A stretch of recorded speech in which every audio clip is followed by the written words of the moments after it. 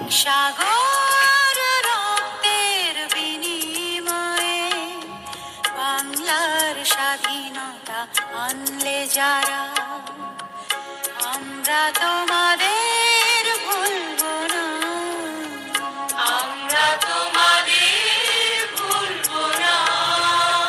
দুঃসহ বেদনা দাঁড়িয়ে আছে আপনার মেডিকেল কলেজ যশোর এ পর্যায়ে জাতির শ্রেষ্ঠ সন্তান বীর শহীদদের প্রতি বিনম্র শ্রদ্ধাঞ্জলি নিবেদন করছেন, যার নেতৃত্বের অগ্রভাগে আছে প্রিন্সিপাল মহোদয়। শ্রদ্ধা নিবেদন RTRS বাংলাদেশের পক্ষে মোহাম্মদ আব্দুল সালাম।